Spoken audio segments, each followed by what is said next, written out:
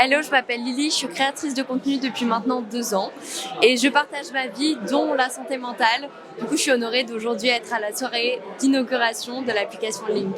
Alors, j'ai commencé à créer du contenu sur les réseaux parce que je voulais avoir un projet qui n'était qu'à moi, où j'étais libre de parler de tout ce que je voulais, de la manière dont je voulais. C'était un peu de base mon journal intime parce que personne ne le savait, aucun de mes proches, aucun de mes amis.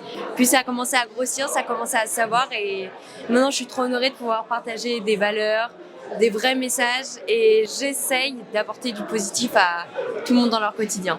J'ai toujours parlé de santé mentale sur les réseaux parce que j'ai grandi dans une famille où j'avais un père qui souffrait de dépression, qui souffre encore de dépression et au fur et à mesure des années, ça m'est arrivé aussi. Donc voilà, j'étais diagnostiquée il y a seulement quelques mois.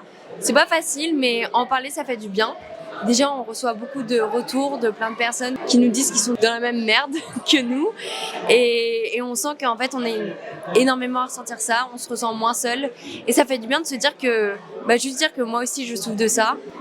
En fait, ça fait du bien à plein de personnes, on essaye de donner des conseils. Et le vrai truc qui fait du bien, c'est de suivre l'évolution aussi de personnes qui en parlent. Parce que c'est pas parce qu'à un moment donné, on va mal que ça sera pour toujours. Même si c'est dur d'y croire, j'en ai conscience.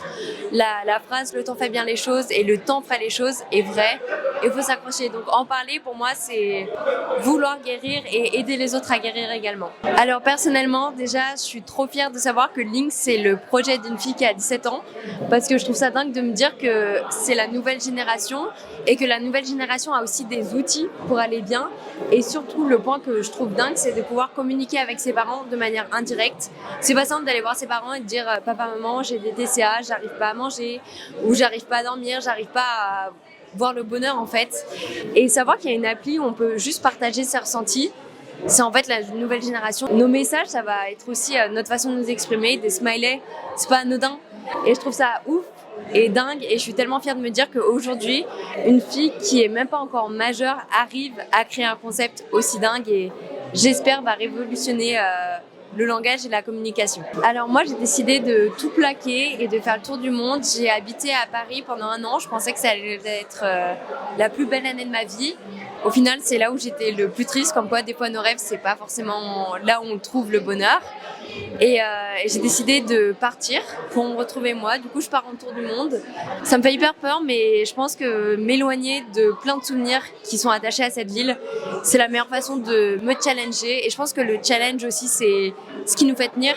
Et voilà, faut y croire. Ça fait peur de tout plaquer, mais au final, peut-être que c'est dans les challenges qu'on se retrouve vraiment.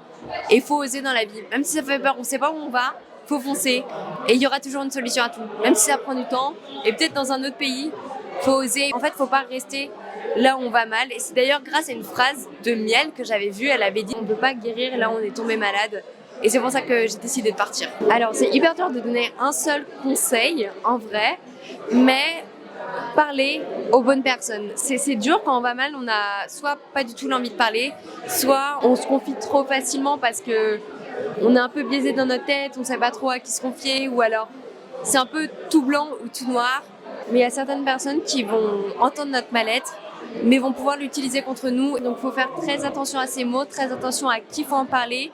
Essayez de vous tourner d'abord vers votre famille parce que ça reste quand même des proches de confiance qui, j'espère pour vous veulent le plus beau bonheur du monde. Et si vous avez très peu de personnes aussi pour en parler, c'est pas grave. Le but, c'est pas d'avoir plein d'amis. Déjà, si on a 1 ou 2 amis à qui on a vraiment la possibilité de parler, c'est dingue. Et concentrez-vous sur vous, parlez-en aussi à des professionnels et installez Link.